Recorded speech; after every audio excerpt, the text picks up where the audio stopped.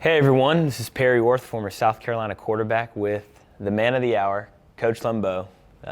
What an unbelievable performance on Saturday against Georgia State, to not only have, the punt blocks, the made field goals, the fake field goal like we just talked about. I know that myself included and all of the South Carolina fans are going to want to know, what is the secret sauce behind what has made our program so good on special teams, dating back to last year and right now. Everybody loves to title it Beamer Ball because of Coach Shane Beamer coming from his dad, and that was a key phrase that they use at Virginia Tech for years. But we want to learn more about what you have installed since you've got here to make our special teams one of the top in the country. Well, I appreciate that, and always grateful for the opportunity to be here. It's been a fun 2 years, and hopefully we're just getting started and scratching the surface of how good we can be as a program. Yeah. You're absolutely right. Shane does have a special teams background that goes back to his dad.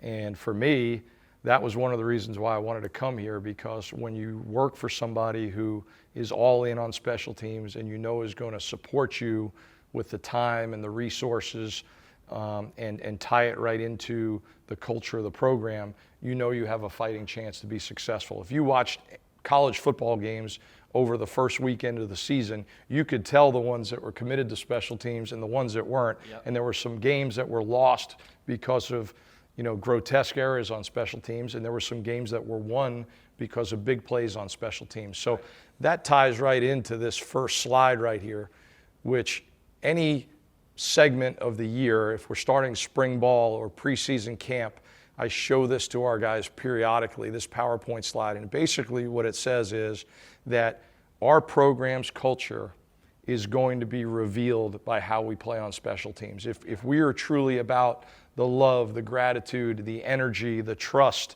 the toughness, the accountability, if we're true competitors, it's going to show up in how we cover kicks and how we block punts and how we protect punts and all those little things. So this is where it all starts. It's much bigger than a kickoff return.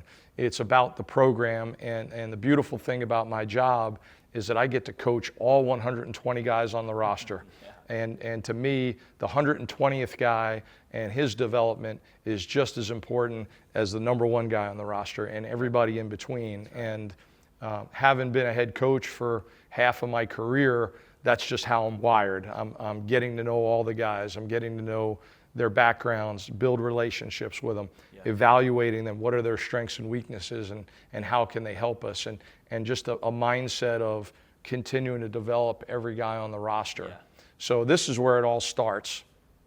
And I think you wanted to talk specifically about blocking punts today. I do. I think that myself and everybody else watching here would love to learn. And I do have a side note for all the South Carolina fans listening. I think it's really important for you guys to realize what you just said is that everybody has the chance to play special teams, and it's a selfless position throughout practice. I mean, they're tearing each other up. During the game, they're doing the same thing. You don't really receive a ton of glory because not everybody does get to block a punt, but the guy that created the gap for the guy to shoot the gap, it's a collective team effort. You focus on the small things, and the big things open up, scoring touchdowns, making field goals, converting on fake field goals. It all kind of came to fruition on Saturday night. You're exactly right, and we expect everybody to contribute. Yes, if Mo Cobb is playing 70 snaps at linebacker, we're going to be wise about how many reps he plays on special teams, what units he's on. Yeah. The great thing is, as we continue to build this thing, the culture piece is that guys want to be on this stuff now. Mm-hmm. They understand that it's a privilege to be on it. It's competitive to get on it. And you're seeing some freshmen participate, not because we don't have anybody else, but because we've got some special guys in this freshman class that are stepping up. I just love the way they compete every day. Yeah, that's awesome. And they're hungry. They want to learn this stuff. So right now, you are a freshman on day one. Yep. And you're looking at a typical Pete Lembo PowerPoint slide here, okay? We like to use a lot of images less words and kind of more stuff that jumps out at you.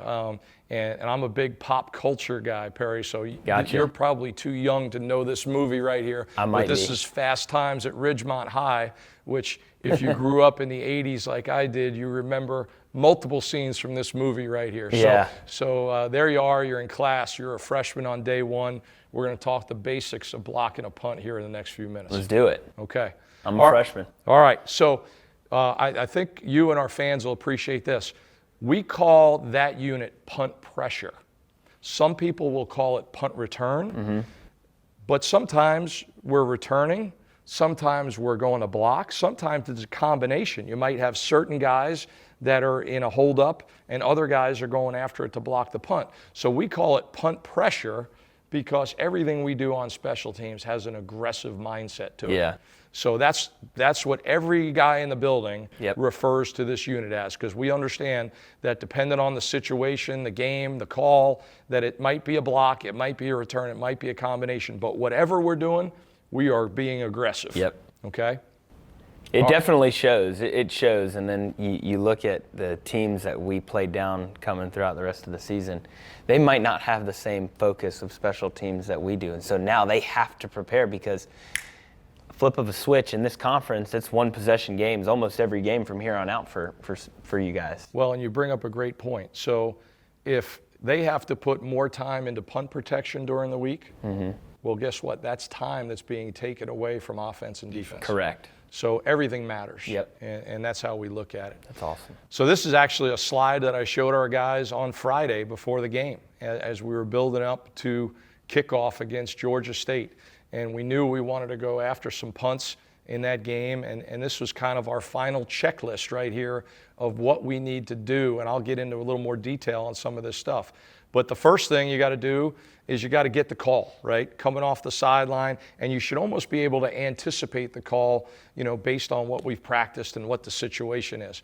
We talk about being extremely detailed in your alignment. It's a game of inches, literally. And if you're a foot off in terms of how you align, that might be the difference in between getting to the block point and not getting to the block point. You've got to know where the block point is. That team we played the other night, there were some angle punts, there were some rugby punts, there were some indicators in which one it might be. So as a good punt block guy, you understand, okay, this is where I need to get to, point A to point B. I've got to have a great stance, and I've got to have a great takeoff. So when that ball moves, I have to go. I'm going to show you a clip here in a few minutes where last year we wasted some movement and missed a great opportunity to block a punt. So not wasting movement as you come out of your stance, rolling out of your stance, coming off low like you'd run a 40-yard dash. Okay? We have a technique we call dip and drive, which basically is our technique to avoid getting blocked, okay? So somebody's usually going to be assigned to block you. You have to defeat that block. It might be on the line of scrimmage or it might be at the shield level of the punt, okay? And then believe you're going to get there. Every play is its own entity. So that's actually a quote from me, but in all humility, when I put it up, I put anonymous, and I just joke with the kids like, I wonder who actually said this, right? But basically what we're saying there is how it played out the last time they punted may not be how it plays out the next time they punted. So if your mindset is, oh, well, they blocked me the last time, well, what if the guy across from you screws up on the next play? What if they have a different protection called and this time you are coming clean and you didn't have that great stance, great takeoff, know the location of the block point, believe you're going to get there, strain to get there? You're not going to get there. So these are all the ingredients to blocking a punt. Right here you see a player coming out of the tunnel running through the smoke. That's what we like to say. You got to believe you're going to get there, run through the smoke, and crank on that block point with detail. Guys, I just want to know, this is for special teams, right? It's insane to think that there's this much detail in the way that South Carolina preps for punt block, which is, what, 1/8 of special teams? Right. Which is what, they like to say it's 33% of the game, but the attention to detail and the organization, the step-by-step process that you have, it shows. And it's going to continue to show throughout the rest of the year. And as long as you guys are are here, hopefully, for the next 25 years. That'd be great. That'd be great. We love it here. All right, so a speed position means I've got the weight on the ball of that front foot in a narrow stance so I can roll off with no wasted movement. We like to say load on that front foot with your chest over your knee. Great picture of it right here. So I don't want to go backwards to go forwards. I don't want to waste movement because, punts get punted in 1.9, 2.0 seconds. A slow punt might be 2.05 seconds. So if I waste a tenth of a second, a couple hundredths of a second even here, just getting out of my stance, that might be the difference between getting there and not getting there, okay? We talk about taking a direct angle to the block point. So aligning on a direct angle, understanding where the block point is, getting a great takeoff as soon as that ball moves, understanding who may block me, right? And then we block punts with our eyes, hands, and our feet. So we have to see what we're blocking, we have to get there with our feet, and then we have to take the ball off the punter's foot with our hands. The blocker might be on the line of scrimmage, the blocker might be at the shield level, but either way, I have to be ready to use this technique that we call dip and drive to avoid this block. Because if I try to go down the middle of one of these guys, I'm never going to get to the block point. That's right. All right, and we like to say never leave your feet, because if you leave your feet as you're crossing the block point, you're not in control of your body, and now you might run into the punter. Mm-hmm. And if you don't get the ball, it's obviously going to be a 5 or a 15-yard penalty. Right. All right, so this whole idea of avoiding contact is basically making myself skinny. So I have a limited amount of time. We said it's about 2 seconds to get there and block the punt. So if I try to run around a blocker, that's going to take extra time, and I'm not going to be able to get from point A to point B. So we talk about dipping and driving, basically making myself skinny and prying through a blocker on an edge, making myself hard to block, but at the same time proceeding to where I want to go. Yeah. And this is a technique that carries over to offense, to defense, to all areas of special teams. You have one man who's trying to create contact, the blocker, and you have another man who's trying to avoid contact. So like Darius Rush made a great play out on the perimeter on Saturday night. Yeah. He did exactly this. He dipped and drived. One of their receivers was trying to block him on the perimeter. He made himself skinny. He avoided the block, and he made a tackle for a loss. So when we coach this stuff on special teams, it carries over to everything else they do. You could be a receiver releasing on a route, and that's a defensive back trying to get his hands on you. You could be a pass rusher. And guess what? On defense, it could be anybody rushing the passer. It could be a corner. It could be a safety. It could be a linebacker. So when we teach this stuff on special teams, the guys understand it's carrying over and it's making them a better offensive and defensive player as well. All right, scraping paint is another analogy we use about not wasting time to get to where I want to go. So getting so close to that blocker that I'm actually on an edge going through him instead of running around him. And again, we use these really simple pictures, right? And everybody in the room should know what scrape paint means, right? There's no long definition of it. It's just real simple. It's eliminating wasting time and space when avoiding contact. Bang. I should be able to show this slide in 10 seconds in a 15 or 20-minute meeting, and everybody in the room should know exactly what it means. Okay? And then finally, when we get to the block point, we talk about creating a diamond with our hands so that we can see what we're taking off the punter's foot. We never want to swat at it. When you swat at it, your hands tend to separate, and now you might miss the ball. So we talk about sliding our hands across the table. That's a Ouija board right there, right? An old game, right? And so we're sliding our hands across the table, just like the Ouija board over there, creating that diamond so we can see the ball coming off the punter's foot. Okay? Yep. So far, so good? So far, so good. I'm ready to see this in action. I think the thing that continues to roll into my mind is there's so many fine details of simply not only the alignment, but not only the technique of rushing, but the analogies and the word pictures that will stick with the athletes so that they can go out and perform at their highest level. So there is no think, there is do. That's right. And when they can do, that's when you have results like we did the other night. Yep. Fall back on your training.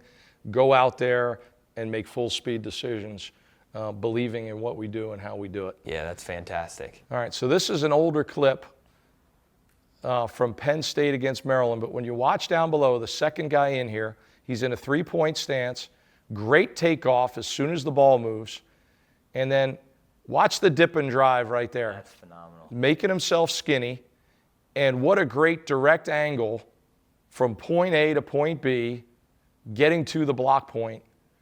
That's a freshman playing in his first game. He did a great job on the scout team. Watch it here from the tight shot. So he understands where that blocker's coming from. He makes himself skinny. He gets on that direct angle to the block point. I think even going to the people that are going to watch, the Gamecock fans that are going to watch this are going to understand the analogy of dip and drive and scrape and paint. Get yourself skinny to get underneath that first block to now where those three I don't even know what you call those guys, but the guys in the shield there. The shield. Right. They can't block everybody. That's right. He was scraping paint off that. And I always tell him, look, if you get blocked because of the scheme, that's on me. Mm-hmm. If you get blocked because you didn't use good technique, that's on you. Yep. Typically, a punt block is going to have multiple guys coming, so depending on the scheme, hopefully somebody's still got a chance to get home. Right. But when we talk about this whole idea of no wasted movement, there are some plays that you feel like you're going to never let down or you're going to take them to the grave. So watch this guy from Rice. And I always like to joke that, those guys from Rice sometimes have 30 ACTs, but that doesn't necessarily mean that it's always applied to the football field here. And you're going to watch. We get exactly the look we want. We know he's going to come off this edge unblocked. Mm-hmm. We get him to shift, okay? But see what he doesn't do. He doesn't tighten down here enough.